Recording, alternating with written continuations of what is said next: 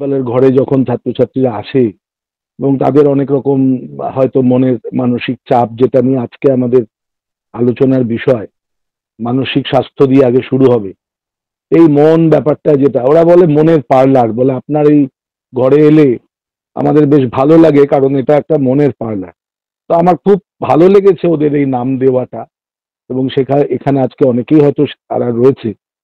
এই মনের পার্লার ব্যাপারটা, আমরা তো বিউটি পার্লার জানি, সকলে সাজায়, নিজেকে সাজায়, চেহারা সাজায়, মনটা সাজানো যায়, কিন্তু যারা কগনিটিভ বিহেভিয়ার থেরাপি জানে তারা এটা শিখেছে, যারা জানে, আমাদের কলেজেও আছে ডিপ্লোমা কোর্স, শিক্ষণ মন্দিরে আছে, যাদবপুর বিশ্ববিদ্যালয়ে আছে, অনেক জায়গাতেই আছে। তো আমাদের এই যে এত জায়গাতে বিভিন্ন কোর্সগুলো যে হয়, কেন? এই এই কোর্সগুলোর একটা প্রয়োজনীয়তা, এই প্রয়োজনীয়তা আছে বলেই আজকে আমাদের এই কোর্সগুলো সবাই জয়েন করছেন, শেখার চেষ্টা করছেন। কেন? তার কারণ হচ্ছে এটা একটা স্কিল বেসড লার্নিং। কাউন্সেলিং এর এটা এমন একটা ধারা, যে স্কিলটা বিশেষ করে যারা শিক্ষকতা পেশায় আছে, তারা যদি এই কোর্সটা শেখে, তাহলে একটা বিশেষ দক্ষতা বা একটা বিশেষ স্কিল তারা শিখতে পারবে। তা প্রথমে আগে মন নিয়ে কথা বলা যাক। এই মন ব্যাপারটা কোথায়? সাধারণত ভ্যালেন্টাইন্স ডেতে আমরা দেখি চারদিকে দোকানে সব জায়গাতে লাল লাল হার্টের বেলুন সাজানো হয়, এবং অনেকেই ভাবে হয়তো এই আমাদের এই বুকের এই বাঁদিকে এই জায়গাটা দেখায় যে বুকে খুব ব্যথা হয়েছে, ব্যথা লেগেছে, মনে লেগেছে, বললে মনটাকে এইখানে দেখায়। আসলে মনটা তো এখানে নয়, মনটা এখানে, ব্রেনে। তো এই যে মানসিক স্বাস্থ্য, স্বাস্থ্য কথাটা ডাব্লিউ হেলথ অর্গানাইজেশন তারা এইভাবে সংজ্ঞা দিয়েছে যে যেখানে অসুখ নেই, রোগ নেই, তা রোগবিহীন অবস্থাটা হচ্ছে স্বাস্থ্য।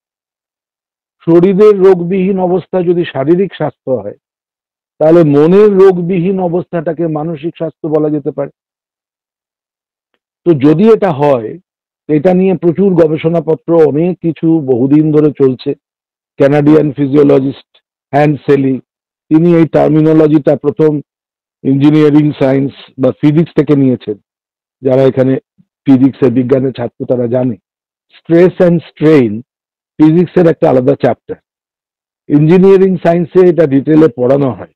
এই যে টায়ার কোম্পানি যখন চাকা তৈরি করে, বা যে কোনো প্রোডাক্ট যখন তৈরি হয়, ইঞ্জিনিয়ারিং প্রোডাক্ট, তাদের একটা স্ট্রেস স্ট্রেইনের মধ্য দিয়ে টেস্ট করে দেখে নেওয়া হয় যে তারা কতটা স্ট্রেস বা স্ট্রেইন নিতে পারে।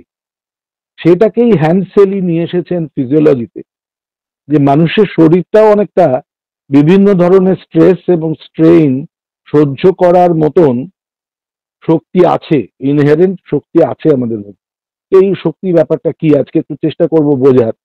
এবং এই স্ট্রেস আর স্ট্রেনের মধ্যে দিয়ে আমরা যখন যাই, মানুষরা যাই, তখন দেখা গেছে যে বিভিন্ন সময়, এখানে অনেক নাম আছে, আমি হয়তো সময় সংক্ষিপ্ত সব রিসার্চ আর্টিকেল, সব রেফারেন্স, সব নাম বলতে পারবো না, তো কয়েকজনের নাম উল্লেখ করা একটু ভালো। ফ্রেঞ্চ ফিজিওলজিস্ট ক্লড বার্নার্ড, তিনি একটা শব্দ ব্যবহার করেছেন, মিলিউ ইন্টেরিয়ার। এই মিলিউ ইন্টেরিয়ার মানে আমাদের শরীরের ভেতরের সিস্টেম। কারণ সাধারণত আমরা স্ট্রেস যখন হই, সেটা হই সাধারণত বাইরে থেকে আসে। যখন কোনো এক্সটার্নাল ফ্যাক্টর আমাদের এফেক্ট করে, সেটা এক্সপেকটেশনের চাপ হতে পারে, সময়ের চাপ হতে পারে, আর্থিক বা সামাজিক কারণ হতে পারে, বহু কারণ হতে পারে, শারীরিক কারণ হতে পারে, নানা রকম কারণ যাই হোক না কেন, যে কোনো স্ট্রেস যখন বাইরে থেকে আসে সেটা এক্সট্রিনজিক, কিন্তু সেটা আমাদের কতটা এফেক্ট করবে সেটা কিন্তু আমাদের ইন্ট্রিনজিক সিস্টেম। তো এখানে এই ক্লড বার্নার্ডের রিসার্চ আর্টিকেলে খুব ডিটেইলে আছে, আমি নামগুলো উল্লেখ করে দিচ্ছি, যাদের এটা নিয়ে আরো ফার্দার পড়াশোনার ইচ্ছে হবে তারা দেখতে পারেন রিসার্চ আর্টিকেল। আরেকজন আছেন ওয়াল্টার ক্যানন, তিনি মেইনলি নিউরো সায়েন্স নিয়ে রিসার্চ করেন। তো তিনি বিভিন্ন রকম নিউরো ট্রান্সমিটার, আমি ডিটেইলে পরে আসবো, এগুলো বলবো, এখন শুধু নামটা উল্লেখ করলাম। তো এই ওয়াল্টার ক্যানন কিন্তু একটা ওই হোমিওস্ট্যাটিক কন্ডিশন, যেটা আমাদের শরীরের যেটা স্টেবল কন্ডিশন, স্ট্যাটিক কন্ডিশন, যখন আমরা মনে করছি our body and mind is free from any disease, and that is the most important thing. Then when our body and mind both are free from any disease, মনেরও কোনো অসুখ নেই, শরীরেরও কোনো অসুখ নেই। এদিকে এখন আমি একটু মজা করি, আহ, যদি অসুখের কথাই বলতে হয়, তা একজন রুগী এসছেন ডাক্তারের কাছে। তা ডাক্তারবাবু রুগীকে বলছেন যে দেখুন, এই রোগে 10 জনের মধ্যে 9 জন মারা যায়, একজন বাঁচে। তো আমার কাছে মোট 9 জন রুগী এখনো পর্যন্ত এসেছেন এবং 9 জনই মারা গেছে। অতএব আপনি হচ্ছেন 10 নম্বর রুগী, আপনি তো বাঁচবেনই, কারণ 10 জনের মধ্যে একজন বাঁচে। এবার আপনারাই বুঝে নিন যে সেই রুগীর মনের অবস্থা কি হতে পারে। তার এটাই তার স্ট্রেস, কিন্তু যে সে কি মনে করবে 9 জন মারা গেছে অতএব আমি বাঁচবো, নাকি 9 জন মারা গেছে ডাক্তারবাবু বলছেন আমি 10ম রুগী, আমি দৌড়ে পালাবো। এটা তার ব্যক্তিগত জায়গা। যাই হোক, জোকস অ্যাপার্ট, একটু একটা ইম্পর্টেন্ট কথায় আসি, যে স্ট্রেস তো একই ধরনের স্ট্রেস বিভিন্ন মানুষদের হয়, কিন্তু সব মানুষদের রিয়াকশন কিন্তু একরকম হয় না। এইটাই সব থেকে বড় শেখার এবং সব থেকে বড় বোঝার। কারণ আমরা সবাই রবীন্দ্রনাথ হতে পারবো না। রবীন্দ্রনাথ তার সন্তানকে হারানোর পর, সবাই জানে এখানে গল্পটা, স্বামী চলে যাওয়ার পর উনি ট্রেনে করে আসছেন, বলছেন জ্যোৎস্নায় সারা মাঠ ভেসে যাচ্ছে, কোথাও তো কিছু কম পড়েনি। বা কাজী নজরুলের যখন বুলবুল চলে গেছে তার সন্তান, তিনি হাসনুহানার গন্ধ বলে, হাসনুহানা তো একইভাবে ফুটছে, একই রকম গন্ধ, কোথাও তো কিছু কম পড়েনি। তা এই যে চিন্তা, যেগুলো রবীন্দ্রনাথ নজরুলের মতো মানুষ করতে পারেন, বা স্বামী বিবেকানন্দ বা বিদ্যাসাগরকে আমরা যা হেনস্থা করেছি তাদের জীবদ্দশায়, যা অপমান অসম্মান করেছি, আজকে মালাটালা দিয়ে পুজো টুজো করি, কিন্তু যতদিন তারা বেঁচে ছিলেন তাদের তো হেনস্থার শেষ রাখিনি। তা সত্ত্বেও তারা হাসি মুখে সব সহ্য করেছে। তো এই সহনশীলতা, এটাকে আমাদের এই রিসার্চার যারা বিজ্ঞানী তাদের ভাষায় বলছেন ইমোশনাল রিজার্ভ। তো ইমোশনাল রিজার্ভ তো সবার ক্ষেত্রে একরকম থাকে। তো বিভিন্ন মানুষের ইমোশনাল রিজার্ভ বিভিন্ন রকম হয়। তো একজন মানুষকে একজন এসে গালাগালি দিল, একজন পাল্টা ঘুষি বা কি তাকে মারতে ছুটলো, আরেকজন মানুষ হয়তো হেসে উড়িয়ে দিল, তুই গালাগালি দিলি তো আমার বয়ে গেল। তো এই যে ইমোশনাল রিজার্ভের তফাৎ, এগুলো কেন হয়? এগুলোই তো প্রশ্ন, আজকে এগুলোই নিয়ে আলোচনা হবে। তবেই মনের স্বাস্থ্য, আমাদের আজকে একটা মনের পার্লার হচ্ছে, এখানে অনেক মানুষকে আমরা একসঙ্গে পেয়েছি, গল্পগুজব হবে, আমার প্রিয় ছাত্রছাত্রীরা সবাই রয়েছে, কাজে সবাই মিলে একটু আলোচনাও হবে। প্রথমে দু একটা কথা আমি একটু জরুরি কথাগুলো একটু বলে নিই, তারপরে না হয় আশা করি হয়তো এই কথার মধ্যে অনেকের উত্তর পেয়েও যাবে। তারপরে যদি কিছু বাকি থাকে আমরা আবার একটু আলোচনায় ফিরবো। তো এখানে আমি প্রথমে আগে একটা জিনিস বলি, এখানে আমি দুজন মহান মানুষের সাহায্য নিই। একজনের নাম অ্যারিস্টটল, সবাই নামটা জানেন, গ্রিস দেশের বিখ্যাত দার্শনিক। অ্যারিস্টটলের একটা কনসেপ্ট ছিল, আমাদের এখানে একটা এমন এখন ধারণা হয়েছে কাউন্সেলিং শব্দটা বললেই তার আগে একটা শব্দ বসিয়ে দেয় লোকে, সাইকোলজিক্যাল কাউন্সেলিং। কিন্তু অ্যারিস্টটলের সময় গ্রিস দেশ থেকে যে কনসেপ্টটা ছিল, কাউন্সেলিং শব্দটার হয়তো তখন জন্ম হয়নি, কিন্তু দার্শনিক অ্যারিস্টটল যে কনসেপ্টটা তখন দিয়েছিলেন সেটা কিন্তু হোলিস্টিক। এই হোলিস্টিক অ্যাপ্রোচটা কি অসাধারণ একটা কনসেপ্ট, যেখানে 4টে ডাইমেনশন থাকে। তার মধ্যে একটি হচ্ছে দর্শন, জীবন দর্শন, ফিলোসফি। একটি হচ্ছে সোশিওলজি, সামাজিক প্রেক্ষাপট। একটি হচ্ছে ফিজিওলজি, এই যে আমি এতক্ষণ শারীরবৃত্তি ওই মানুষদের নাম বললাম যারা রিসার্চ করেছেন এই ফিল্ডে, গবেষণা করেছেন, হ্যান্সেলি থেকে শুরু করে সবাই। তো এনাদের এই গবেষণা, এগুলো ফিজিওলজিক্যাল ডাইমেনশন, মানে আমাদের শরীর, ডাক্তারি শাস্ত্র, মেডিকেল সায়েন্স। আর আছে অবশ্যই মনস্তত্ত্ব, যেটা সাইকোলজিক্যাল। এই 4টেকে আমি যদি একসঙ্গে না নিই, তাহলে কিন্তু কাউন্সেলিং সবসময় সফল হতে পারে না। মনের স্বাস্থ্য, এই যে আমি বললাম ইমোশনাল রিজার্ভ, এটাও কিন্তু সবসময় সফলভাবে প্রয়োগ করা যায় না যদি না আমি এই 4টে ডাইমেনশনকে একসঙ্গে অ্যাড্রেস করতে পারি। আবার দেখুন, কোথায় গ্রিস দেশের অ্যারিস্টটল আর কোথায় আমাদের দক্ষিণেশ্বরের রামকৃষ্ণ পরমহংস। বা রামকৃষ্ণ পরমহংসদেবের গল্প কিন্তু এই একই দিকেই দিক নির্দেশ করছে। ঠাকুরের কথায় তিনি একটা দারুণ সুন্দর গল্প করেছিলেন, যে 4জন অন্ধ মানুষ একটা হাতি দেখতে গেছে। এখানে গল্পটা অনেকটা জানে সবাই, কাজেই খুব বেশি আমি আর ডিটেলে বলবো না। এবং সবাই জানে যে এই 4জন অন্ধ মানুষ হাতির বিভিন্ন অঙ্গ স্পর্শ করে, কেউ বলছে হাতি দড়ির মতো, কেউ বলছে হাতি মানে একটা দেওয়াল, কেউ বলছে হাতি মানে একটা থাম, কেউ বলছে দূর, হাতি মানে একটা শক্ত একটা রডের মতো যে নাকটা ধরেছে। এইরকম একটা কনসেপ্ট রামকৃষ্ণদেবের গল্পে আছে। তাহলে দেখুন, এই দুজন মহান মানুষ, একজন অ্যারিস্টটল, একজন রামকৃষ্ণদেব, দুজনের গল্পের মধ্যেই ইঙ্গিতটা কিন্তু খুব পরিষ্কার, সেটা হচ্ছে হোলিস্টিক। যে এই চারটে ডাইমেনশনকে একসঙ্গে না আনলে ওই রকম খণ্ড খণ্ড জিনিস হবে, পার্ট হবে, হোলটা হবে না। হোলটা যদি না হয়, যারা গেস্টাল্ট সাইকোলজিস্ট তারা জানেন, এখানে গেস্টাল্ট যারা পড়েছে তারা সবাই জানে যে গেস্টাল্ট সাইকোলজিস্টের কনসেপ্টটাও তাই, যে পার্ট থেকে হোলে আসতে হবে। সমগ্র জিনিসটাকে যদি আমি বিচার করি, তাহলে কিন্তু আমাদের এই ইমোশনাল রিজার্ভ বা আমাদের যে মনের স্বাস্থ্যের কথা আমরা বলছি, সেটা অনেক ঠিকঠাক হবে। স্ট্রেস যদি আদৌ থাকে, এবং সাধারণত এখানে অনেক ছাত্রছাত্রী আছে যারা হয়তো প্রথম এই বিষয় সম্বন্ধে শুনছে বা জানছে, তাদের জন্য দু একটা একটুখানি বলতে হয়, একটুখানি বলে দিই। বাকিরা সবাই জানে, তারা আমার এই রিপিট করাটাকে ক্ষমা করবেন। যেমন স্ট্রেস সাধারণত ইউ স্ট্রেস আর ডিস্ট্রেস, পজিটিভ নেগেটিভ। পজিটিভটা কিরকম, যে আমার সামনে একটা কিছু আছে, আমি একটা পরীক্ষা দিতে যাচ্ছি, কেউ বিয়ে করতে যাচ্ছে, একটু টেনশনে আছে, কি জানি বাবা কি হয়, পরীক্ষা দিতে যাচ্ছি, কি জানি বাবা কি হয়। কিন্তু এটার একটা চাপ, এটা আমাদের কিন্তু সাহায্য করে আমাদের আগামী যে ধাপটা জীবনের, সেটা পার হতে হেল্প করে। এটা পজিটিভ, কারণ সেটা আমাদের পারফরমেন্সকে হেল্প করে, আমাদের কিছু একটা করতে সাহায্য করে, কোনো একটা ইভেন্টে পার্টিসিপেট করতে হেল্প করে। তো এখানে কিন্তু আমরা পজিটিভ স্ট্রেস বা ইউ স্ট্রেসটা দেখতে পাই। আর যেটা নেগেটিভ স্ট্রেস, সেটা কিন্তু হার্মফুল, সেটা ক্ষতি করে। এবং সেই নেগেটিভ স্ট্রেসটা আমাদের মধ্যে টেনশন তৈরি করে, আমাদের মধ্যে একটা সবসময় দুশ্চিন্তা, একটা অ্যাংজাইটি ডিসঅর্ডার তৈরি করে। আমরা রিল্যাক্স করতে পারি না, ঘুমোতে পারি না, আমাদের খাওয়া দাওয়ার ইচ্ছে চলে যায়, লস অফ অ্যাপেটাইট হয়, আমাদের ইমোশনাল কিছু ইনস্টেবিলিটি আসে, নানা ধরনের সমস্যা আমরা তখন সৃষ্টি নিজেরাও করতে শুরু করে দিই। সবকিছু অ্যাডজাস্টমেন্ট প্রবলেম হয়, ব্লাড প্রেশার বাড়ে, নানা ধরনের সমস্যা দেখা যায়। এবং অনেক মানুষ এটা থেকে মুক্তি পাওয়ার জন্য নানা ধরনের নেশায় জড়িয়ে পড়ে, সে অ্যালকোহল হোক, সিগারেট হোক, গাঁজা হোক, নানা ধরনের। কারণ এই ধরনের জিনিসগুলো আমাদের কোনো একটা জায়গাতে কেমিক্যাল, আমি কেমিক্যাল গুলোতে পরে আসছি, এই কেমিক্যাল ইমব্যালেন্স গুলোকে, এই ধরনের কেমিক্যাল গুলো শরীরে গিয়ে এক ধরনের কৃত্রিম একটা ভালো লাগার অনুভূতি তৈরি করে। এবং তখন আমাদের মনে হয় তো এটা খেয়ে আমার স্ট্রেসটা কমে গেল। কম বয়সী বহু ভালো ভালো ছেলে মেয়ে আছে, যারা আইআইটিতে আছে, যারা বিভিন্ন হোস্টেলে থাকে, মেডিকেল কলেজে আছে, তাদের মধ্যে এই ধরনের বিভিন্ন ধরনের যে ওষুধ, ড্রাগ, সে কোকেন হোক, হিরোইন হোক, গাঁজা হোক, নানা ধরনের, এগুলোর ব্যবহার আমরা মাঝে মাঝে দেখতে পাই, খুব পেইনফুলি সত্যি, যে এরা কিন্তু এগুলোর উপর ডিপেন্ডেন্ট হয়ে পড়ে অনেকে।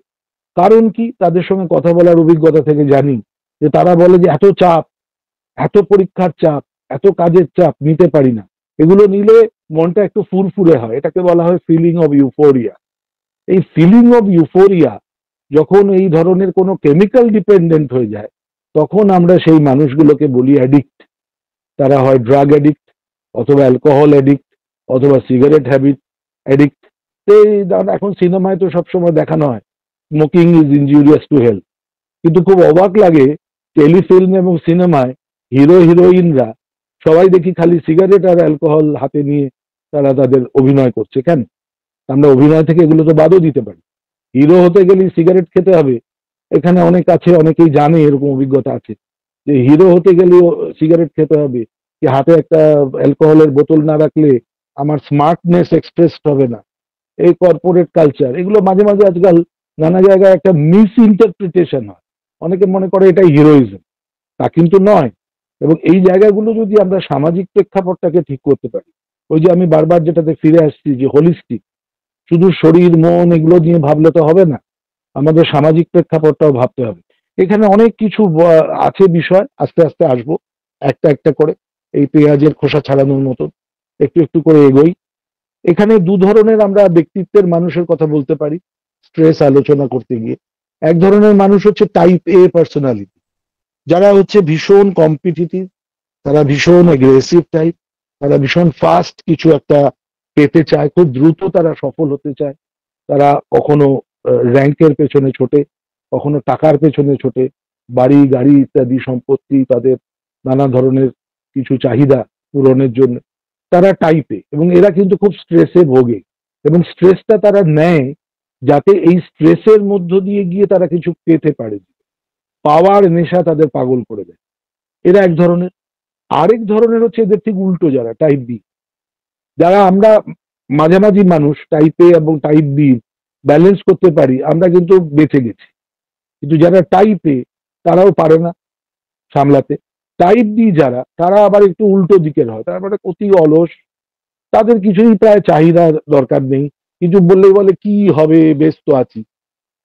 এদেরও কিন্তু সাধারণত আমাদের অ্যাপারেন্টলি মনে হয় এদের কোনো স্ট্রেস নেই, কিন্তু এদেরও অবচেতন মনে কোথাও একটা ওই না পাওয়ার বা করতে না পারার একটা যন্ত্রণা থেকে এরা মাঝে মাঝে ফ্রাস্ট্রেটেড হয়ে যায়। কখনো কখনো ভাবে জীবনে কি হলো, কিছুই তো করতে পারলাম। আরে তুই তো করতে চাইলি না, করার চেষ্টাও করলি না, হবেটা করতে। অনেকে তো চেষ্টা করে পারে না, তুই তো চেষ্টা করিস না। এবং আমরা সাধারণত ছোটদের বোঝাই চেষ্টাটা করো, যাতে পরে আফসোসটা না হয় যে বোধহয় আমি আরেকটু পড়লে আরেকটু ভালো করতে পারতাম, আরেকটু চেষ্টা করলে আরেকটু করতাম। এই সান্ত্বনাটা রাখো। তোমার যতটুকু ক্ষমতা, যেটাকে আমরা অপটিমাম লেভেল বলি, তোমার ক্ষমতা অনুযায়ী তুমি চেষ্টা করো। তাতে তোমার যা হবার, তুমি যা পাবার সেটা পাবে, যেটা না পাবার পাবে না, তার নিয়ে তোমার আফসোস থাকবে না। তার মানে কি, অ্যাসপিরেশন লেভেল যদি আমার অপটিমাম লেভেলের সঙ্গে কাছাকাছি হয়, তাহলে আমি কিন্তু সেটা পেতে পারি। আজকে যদি আমার খুব আম্বানি হয়ে উঠতে ইচ্ছে করে এবং তাতে আমি তো ফ্রাস্ট্রেশনে ভুগবো, তখন আমার মন খারাপ হবে, তখন আমার ওইসব সিগারেট, গাঁজা, অ্যালকোহল এসবের দরকার পড়বে বাস্তবকে ভুলে থাকার জন্য। যারা এগুলো খায় বা এগুলোতে অ্যাডিক্টেড হয়, তার মূল কারণ হচ্ছে তারা বাস্তব থেকে দূরে যেতে চায়। তারা এগুলোর মাধ্যমে ডিপেন্ডেন্ট হয়, এবং তাদের ব্রেন, এই যে আমি বারবার বলছি মনটা এখানে, ব্রেন নেই, হার্টে নয়। হার্ট বেচারা একটাই কাজ করে, সারা জীবন আমাদের শরীরে রক্ত পাম্প করে, এর সাথে কোনো অনুভূতি টনুভূতির ব্যাপার নেই। হার্টটা দেখতে সুন্দর, বেলুন তৈরি হয় প্রচুর, ভ্যালেন্টাইন্স ডে সারা শহর ছেয়ে যায় হার্টে, কিন্তু হার্ট কোনো আমাদের ফিলিং টিলিং কিছু করে না। ফিলিং যা করে সব এইখানে, লিম্বিক সিস্টেম, অ্যামিগডালা, হাইপোথ্যালামাস, এই ব্রেনের বিভিন্ন সেন্টার, তাদের মধ্যে সব ইমোশনাল ফিলিংস গুলো কাজ করে। কিভাবে করে তার কি আমি আরো পরে ব্যাখ্যায় আরো এর পরে আসছি। তাহলে ওই টাইপ বি মানুষগুলো যখন কষ্ট পায় যে আমরা জীবনে কিছু করতে পারলাম না, দুঃখ পায়, তখনও কিন্তু তাদের মধ্যে এক ধরনের স্ট্রেস কাজ করে, নেগেটিভ স্ট্রেস। তাদের মন খারাপ হয়, তাদের নিদ্রাহীনতায় ভোগে, ইত্যাদি ইত্যাদি নানা রকম। তো এই যে স্ট্রেস, এবার এই স্ট্রেসটাকে, আমি তো নিজে ফিজিওলজির লোক, কাজে আমি একটু ডাক্তারি শাস্ত্রের দিকে বেশি যেতে পছন্দ করি। এটার দুটো ব্যাখ্যা আমি একটু সহজ করে দিই। এই দুটো ব্যাখ্যার মধ্যে একটা হচ্ছে নিউরোকেমিক্যাল। আমি খুব বেশি ডিটেইলে যাব না, কারণ এখানে যারা রয়েছেন তারা সবাই ডাক্তারি শাস্ত্রের মানুষ নন। কাজে সহজ করে বলি, একজন মাস্টারমশাই হিসেবে সাধারণভাবে ছাত্রছাত্রীদের যেভাবে বোঝাই আমরা ক্লাসে, যে আমাদের মধ্যে অনেক ধরনের কেমিক্যাল আছে শরীর। এই যে আমি বললাম যে কোনো মানুষ একটা স্ট্রেসে, একই ধরনের স্ট্রেস, ভেঙে পড়ে।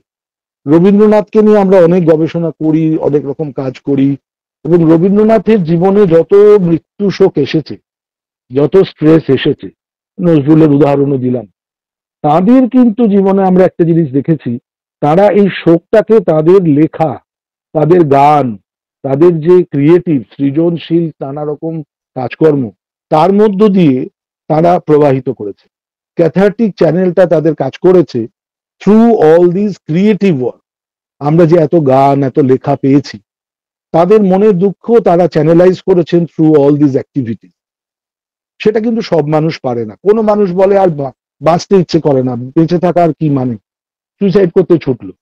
কোনো মানুষ আবার সেটাকে মানিয়ে নিচ্ছে, যার ফিলোসফিক্যাল ডাইমেনশন খুব স্ট্রং, সে বলছে আমার কর্মফল, সে ভাগ্যের দোষ দিচ্ছে, আমার কর্মফল, পূর্বজন্মের এইসব বলে টলে সে নিজেকে সান্ত্বনা দিচ্ছে, কিন্তু সে কিন্তু সুইসাইড করতে ছুটছে না।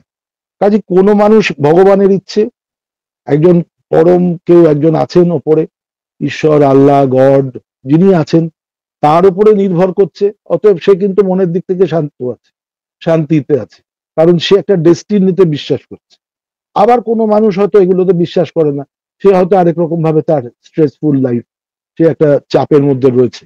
তো এই যে বিভিন্ন মানুষ বিভিন্ন ভাবে, এমনকি সন্তান হারিয়ে কোনো পিতামাতা যখন বলতে পারেন যে যিনি দিয়েছেন তিনি নিয়ে গেছেন, তার কাছে চলে গেছে, আমার আর কি করার আছে, তার মানে এই যে ফিলোসফিক্যাল ডাইমেনশন যেটা আমরা মহাভারতে পেয়েছি, শ্রীমদ্ ভগবদ গীতায় আছে, যে অর্জুন যখন বিষাদ যোগ, তিনি যখন দেখছেন যে যুদ্ধ করতে হবে সব প্রিয়জনদের সঙ্গে, তিনি ভেঙে পড়ছেন, তখন কিন্তু শ্রীমদ্ ভগবদ গীতায় যে বাণী, শ্রীকৃষ্ণ যেটা বলছেন যে এটা তোমার কাজ, কর্ম তোমাকে করতে হবে, ফল তোমার হাতে নয়, ফল আমি সব ঠিক করে রেখেছি, যা হবার তাই হবে। This is philosophical dimension. কাজে এই যে ফিলোসফিক্যাল ডাইমেনশন যখন কেউ বিশ্বাস করবে বা সেটার উপর নির্ভর করতে পারবে, তখন তার জীবনের স্ট্রেসটা সে কিন্তু অনেক বেশি সামলে নিতে পারবে, তার ইমোশনাল রিজার্ভ অনেক বেটার হবে। সোশিওলজিক্যাল ডাইমেনশনের একটা উদাহরণ দিই, সময় কম, অল্প ছোট করে দিচ্ছি। সকালবেলায় স্বামী স্ত্রী ঝগড়া করছে, এটা কোন পরিবারে হয় না আমি জানি না, এটা সব বাড়িতেই প্রায় হয়, কখনো না কখনো দুজনের মন কিছু একটা হয়েছে, ঝগড়া করছে। এবার আমি এই এক্সাম্পলটা দেবার পর আজকে অন্তত এখানে আমার মনের পার্লারে যারা আছে, আশা করি তারা অন্তত একটা লেসন আমার কাছ থেকে নেবেন, যে সকালবেলা ঝগড়াটা করবেন না, যদি করতে হয় বিকেলে রাত্রে করবেন। তার কারণটা কি আপনি শুনুন, এটাকেই বলে ক্যাসকেডিং এফেক্টের উদাহরণ। সকালে স্বামী স্ত্রী ঝগড়া করলেন, এটা যে কোনো কারো ক্ষেত্রেই হতে পারে, ঝগড়া ঝাঁটি করে মাথা গরম করে বাড়ি থেকে বেরোন, বেরোনোর ফলটা কি হলো? ওই যে মাথাটা গরম হলো, এবার আমি কেমিক্যালটা একটু পরে বোঝাচ্ছি, ওই মাথা গরমের ফলে সে রাস্তায় বেরিয়েই দেখলো দরজার সামনে একটা স্কুটার দাঁড়িয়ে আছে, তার রাস্তাটা আটকে, সে এক লাথি মারলো স্কুটারটাতে, গেল স্কুটারটা পড়ে, বা যার স্কুটার সে ছুটে এলো, ঘুষোঘুষি শুরু হয়ে গেল ওখানে। তার সাথে তার বউয়ের সাথে ঝগড়া করার কোনো সম্পর্ক নেই, কিন্তু ওই যে তার মাথায় চড়ে আছে, মাথাটা গরম আছে, সে ওখানে একটা কিছুই করতো না, পাশ দিয়ে হেঁটে চলে যাওয়া যেত, কিন্তু সে ওই স্কুটারটাকে একটা লাথি মেরে ফেলে দিল, ঘুষোঘুষি শুরু হলো। সে ঘুষোঘুষি করে সে অফিসে যেতে দেরি হলো, গিয়ে বসের কাছে এক দুটো ঝাড় খেলো, সেখানে গিয়ে আরো মাথা গরম হলো অফিসে। এই হতে হতে হচ্ছে তার প্রেশার কিন্তু বাড়ছে। দুপুরবেলায় হঠাৎ দেখা গেল সে কোলাপস করে গেল, সে এমন অবস্থা হলো, তার বাড়াবাড়ি হলো, নার্সিং হোমে যেতে যেতে তার হয়তো জীবনটাই শেষ হলো। সন্ধ্যাবেলা সে হয়তো রজনীগন্ধার খাটে শুয়ে বাড়ি ফিরল। ভেবে দেখুন, দিস ইজ ক্যাসকেডিং, একটু একটু করে বাড়ছে, ডিগ্রি বাড়ছে, বাড়তে বাড়তে তার জীবনটাই শেষ হয়ে গেল। তার স্ত্রীর ক্ষেত্রে হতে পারে, ঝগড়াঝাটি করে ভদ্রমহিলা হয়তো ধরে নিচ্ছি তিনি কর্ম জীবনে নেই, তিনি হাউসওয়াইফ, গৃহবধূ, তিনি হয়তো বাজারের ব্যাগ নিয়ে বাজার করতে বেরিয়েছেন, তারও মাথাটা গরম আছে, বরের সঙ্গে এমন বিটার ঝগড়া হয়েছে, তিনিও রাস্তায় বেরিয়ে হয়তো অন্যমনস্ক হয়ে একটা দুর্ঘটনায় পড়তে পারেন, তারও জীবন শেষ হয়ে যেতে পারে। তবে ক্যাসকেডিং শব্দটা সোশিওলজিক্যাল ডাইমেনশনের উদাহরণে আমরা এইভাবে ব্যবহার করি যে if you lose control over your self, if you can't control your own emotion, that means you have lost all your control over your emotional behaviour. এই বিহেভিয়ারের মানেটা কি আমি এবার বোঝাবো আস্তে আস্তে তার ডিটেলটা। তো এই বিহেভিয়ার কন্ট্রোলটা আমরা যখন করতে পারি না, তখন ধীরে ধীরে একটা ছোট ঘটনা আস্তে আস্তে বড় হতে শুরু করে, আরো বড় হতে শুরু করে, কারণ ওটা বাড়তে থাকে ক্রমশ। এই যে সোশিওলজিক্যাল ডাইমেনশন, এগুলো যদি আমরা অ্যাড্রেস ঠিক মতো না করতে পারি, আলটিমেটলি কি ঘটে, আমাদের এই স্ট্রেস একটা সময় আমাদের জীবনহানিরও কারণ হতে পারে, সেটা অসুখে হোক, দুর্ঘটনায় হোক, যেভাবে হোক। সাইকোলজিক্যালটা তো আমি আগেই বলেছি, এবার তার কেমিক্যালটা বলি। এবার আস্তে আস্তে আমি শরীরের ভেতরে ঢুকি, ওই যেখানে আমাদের ইন্টারনাল মিলিউয়ের কথা বলা হয়েছে, মিলিউ মানে পরিবেশ, ইন্টারনাল মিলিউ মানে আমাদের শরীরের ভেতরের পরিবেশ। আমাদের শরীরটা সাধারণত লোকে জানে এটা একটা বায়োলজি, বায়োলজিক্যাল সেলফ, কিন্তু এর মধ্যে একটা কেমিক্যাল আর একটা ফিজিক্যাল সেলফ আছে। এবার এই দুটোর কোঅর্ডিনেশনটা আমি একটু বুঝিয়ে দিই, এখানে হয়তো অনেকেই জানেন, যারা নতুন ছাত্রছাত্রী তাদের হয়তো এটা বুঝতে সুবিধা হয়। আমাদের শরীরে নানা ধরনের নিউরোকেমিক্যাল বিভিন্ন জায়গা থেকে বেরোয়।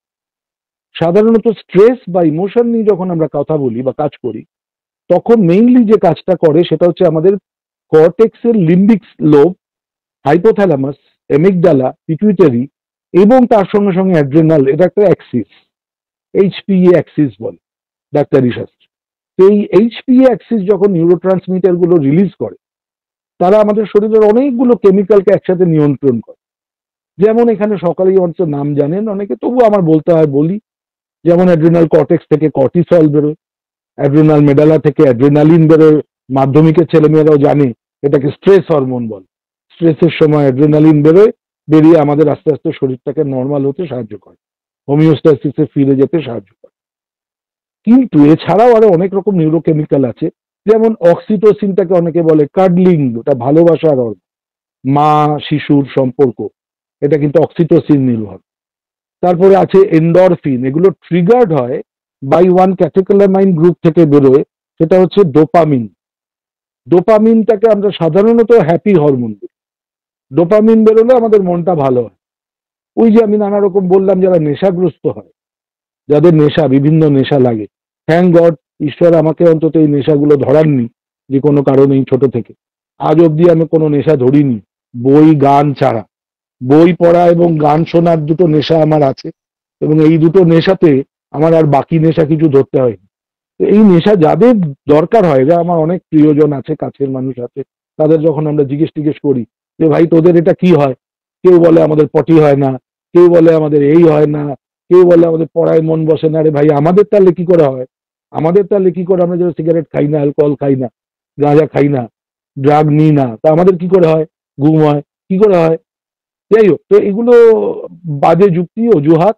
কিন্তু যাদের হয়, নেশাগ্রস্ত হয়ে পড়েছে, তার মানে হচ্ছে তারা ডিপেন্ডেন্ট হয়ে যায় অন দিস কেমিক্যাল। এই কেমিক্যালের বাইরে তারা বেরোতে পারে। এবার এই কেমিক্যাল গুলো আমাদের শরীরে কি করে? সাধারণত ওই ভালো অনুভূতিটা সৃষ্টি করে।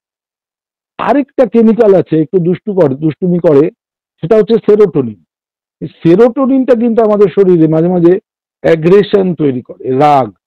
যাদের দেখা যায় খুব বেশি রাগ, সাংঘাতিক, বাচ্চাদেরও হয়, ছোট ছোট বাচ্চা প্রচন্ড জেদি, রাগী, ভাঙচুর করছে, ছুঁড়ে মারছে, এটা ওটা ভাঙছে, মারছে লোককে, কামড়ে দিচ্ছে, খিঁচে দিচ্ছে। এই অ্যাগ্রেসিভ বিহেভিয়ার যাদের মধ্যে, তাদের এই সেরোটোনিন নামে যে নিউরোকেমিক্যাল, এটা কিন্তু খুব অতিরিক্ত বেশি ক্ষরণ হয়। সেরোটোনিনের উল্টোটা হচ্ছে মেলাটোনিন। কারণ সেরোটোনিন এবং মেলাটোনিনের দুটোই আসে একটা কমন ক্যাটেকোলামাইন গ্রুপ থেকে, ট্রিপ্টোফ্যান টাইরোসিন এই গ্রুপটা থেকে আসে, অ্যামাইনো অ্যাসিড। এই ট্রিপ্টোফ্যান টাইরোসিন আমাদের প্রোটিন থেকে আমরা পাই, এবং এই ক্যাটেকোলামাইন গ্রুপ থেকে যখন তৈরি হয়, একই কমন রাস্তা দিয়ে সেরোটোনিনও তৈরি হয়, মেলাটোনিনও তৈরি হয়। এবার সেরোটোনিন যদি বেশি তৈরি হয়, তাহলে সোজা কথায় মেলাটোনিন কম হবে। মেলাটোনিন কম হলেই আমাদের ঘুম কম হবে, আমাদের ওরকম একটু মেজাজ বাড়বে, গরম হবে, রেগে থাকবো সবসময়, অ্যাঙ্গার একটা অতিরিক্ত কন্ট্রোলিং ফ্যাক্টর হয়ে যাবে। বিহেভিয়ার, এই যে আমাদের ব্যবহার, এক্সটার্নাল যে বিহেভিয়ার ম্যানিফেস্টেশন, যখন সেরোটোনিন বেড়ে গেল আমরা রাগবাগ করে চেঁচামেচি শুরু করলাম। কিন্তু সেরোটোনিন যখন আবার কন্ট্রোলে আসে, তখন মেলাটোনিনটা আমাদের টেক ওভার করে। সে এবার আমাদের একটু শান্ত থাকতে, আহ, মোটামুটি কন্ট্রোলে রাখতে সাহায্য করে।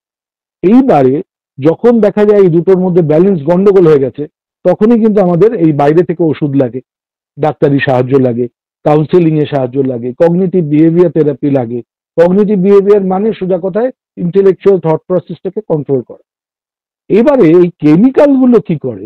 এই সমস্ত রাসায়নিক যা যা আমাদের এতক্ষণ বললাম শরীরের মধ্যে, এরা আমাদের ব্রেনে একটা ইলেকট্রোফিজিওলজিক্যাল ওয়েভ চলে সারাদিন ধরে। যারা সার্কাডিয়ান রিদম জানে, এখানে ফিজিওলজিক্যাল ক্লক জানে, তারা ব্যাপারটা জানে অলরেডি। কিন্তু আমি মোটামুটি খুব ইম্পর্টেন্ট 5টা ওয়েভের কথা বলছি।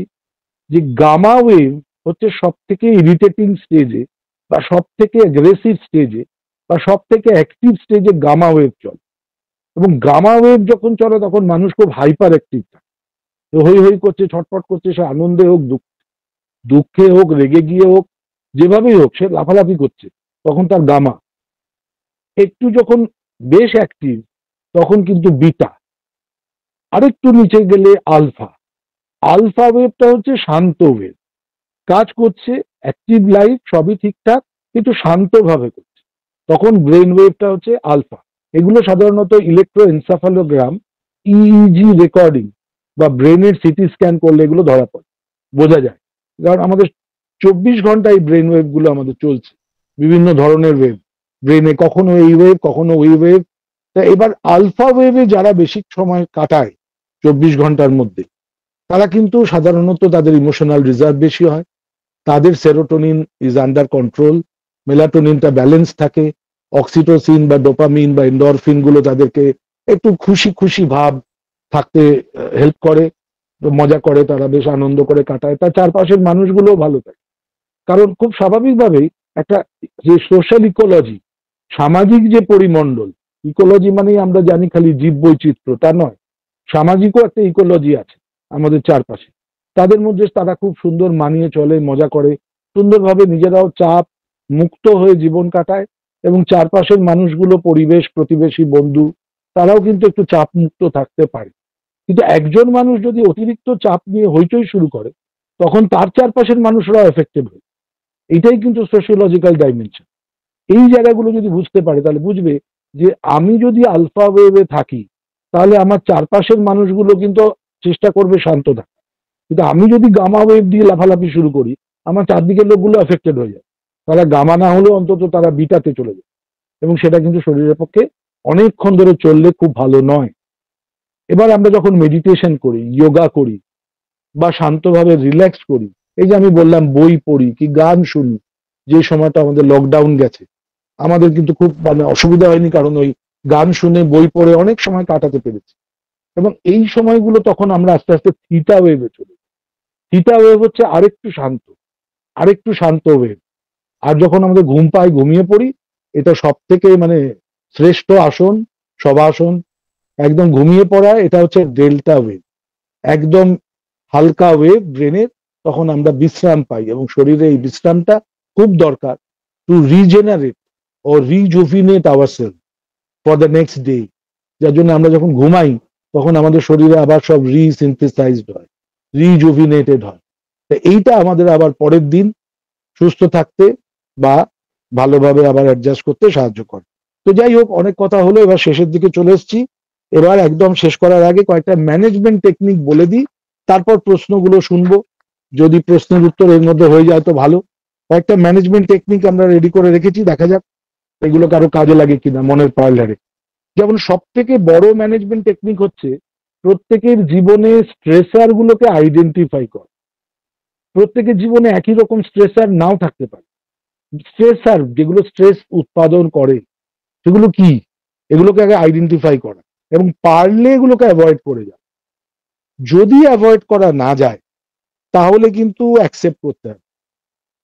আমি একটা মোটাসোটা লোক, আমার একটা বিশাল ভুঁড়ি আছে, আমি যদি এই দুঃখে এখন কাতর হয়ে রোজ প্রচন্ড মানসিক যন্ত্রণায় ভুগতে থাকি, তাহলে কিন্তু আমার কপালে দুঃখ আছে। এটা আমি যখন অ্যাভয়েড করতে পারবো না, তখন আমার এটা অ্যাকসেপ্ট করে নেওয়াই ভালো, মেনে নেওয়াই ভালো, বরঞ্চ এটা নিয়ে মজা করাই ভালো। কি করা যাবে, একসময় রোগা পেটকা ছিলাম, এখন বেশ মোটাসোটা হয়ে বিশাল ভুঁড়ির মালিক হয়েছি। তো লোকে যখন আমার জিজ্ঞেস করে, হ্যাঁ রে কমাস, আমি বললাম এটা 12 মাস, এটা পার্মানেন্ট থাকে, কোনো ডেলিভারির চান্স নেই, এটা থাকবে। তাই এইসব মজা করে ঠাট্টা করে কাটিয়ে দিলে শরীরে ডোপামিন বাড়বে। ডোপামিন যত বাড়বে, মেলাটোনিন যত বাড়বে, সেরোটোনিন যত কমবে, আমিও ভালো থাকবো, আমার চারপাশে যে মানুষগুলো তারাও হাসবে শুনে, এই মজা করছে, হাসছে, এটা মজার কথা বলছে। এগুলো কিন্তু খুব ভালো, জোকস, হাসির কথা বলা, এগুলো কিন্তু ভালো।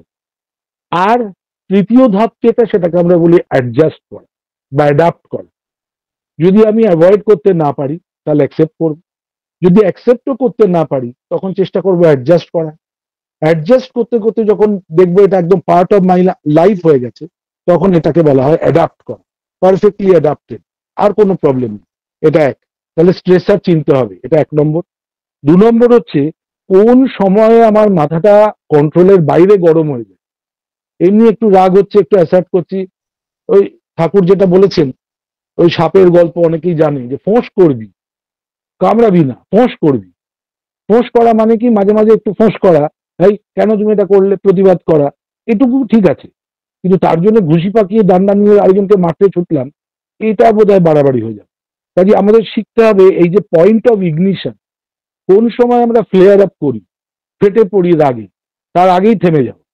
এই অবধি বলেছি, এইবার বাবা থামো, আর লাগবে না, বেশি বাড়াবাড়ি ভালো না। অনেকে আবার ঘ্যান ঘ্যান করে, তা মায়েরা অনেকে বাড়িতে বলে ঘ্যান ঘ্যানে মা, ন্যাগিং মাদার, সারাদিন বাড়িতে রয়েছে। অনেকে এটা বলে, এখানে অনেক মহিলারা আছে হয়তো, আমি মাঝে মাঝে বলি যে কোন ধরনের মা ভালো, যিনি সারাদিন বাড়িতে থেকে জ্ঞান জ্ঞান করেন তিনি ভালো, নাকি যে মা চাকরি করতে যান বাইরে, বাচ্চাকে বেশি সারাদিন জ্ঞান জ্ঞান করেন। তার অনেকে আছে যে মা যদি চাকরি করতে যায়, বাচ্চা মানুষ হয় না। আমি জানি না আমি মানুষ হতে পেরেছি কিনা, কিন্তু আমার মা সারা জীবন চাকরি করেছে।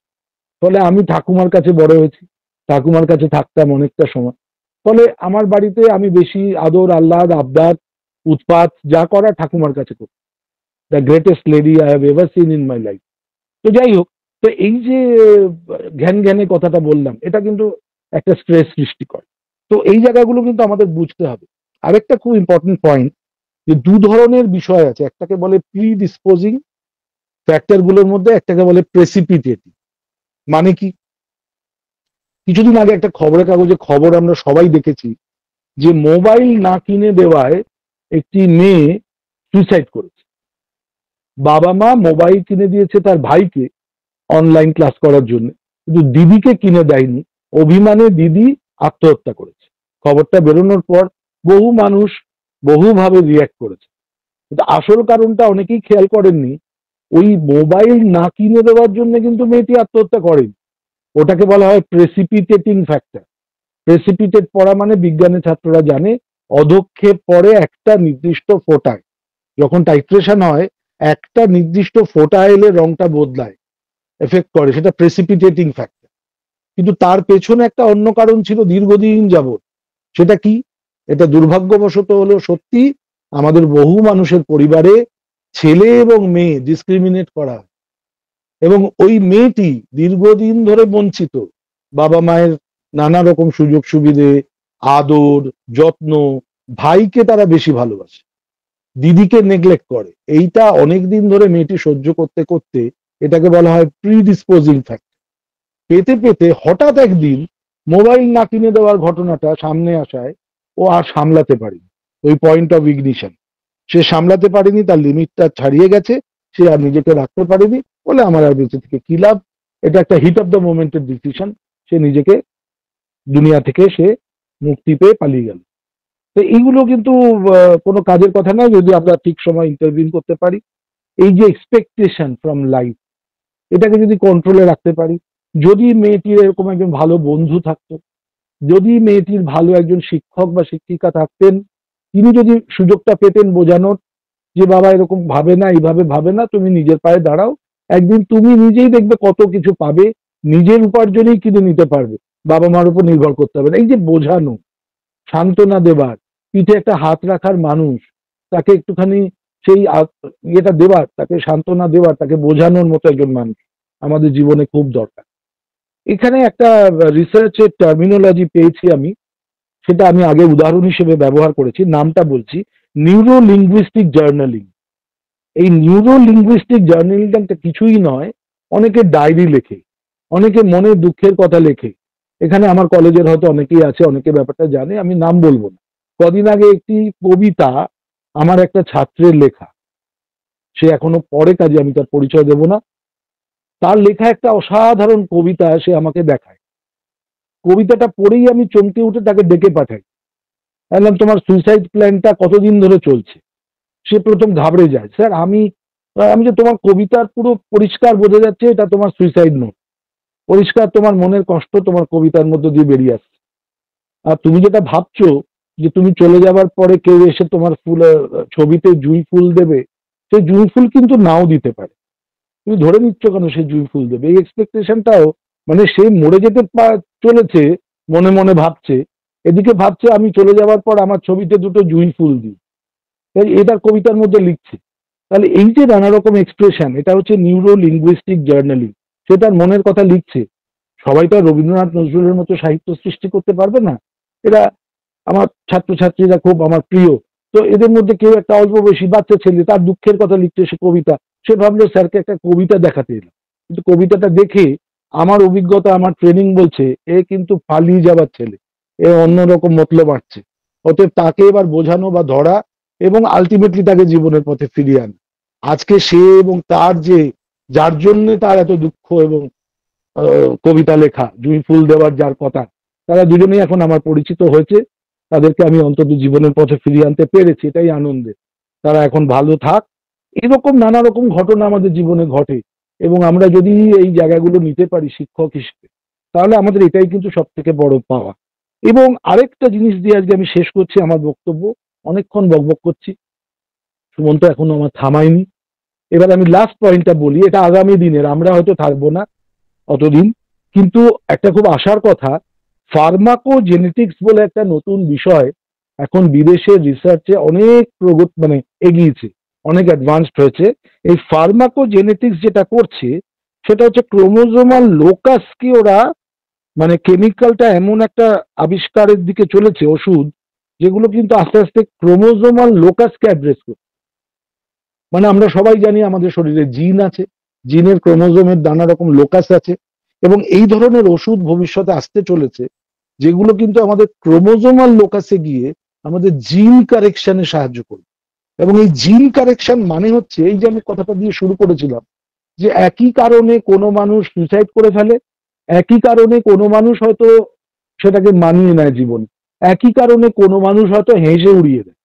তাহলে কোন মানুষ হেসে উড়িয়ে দেবে, কোন মানুষ মানিয়ে চলতে পারবে, আর কোন মানুষ সুইসাইড করতে ছুটবে, এটা কিন্তু নির্ভর করে তার জেনেটিক কনস্টিটিউশনের।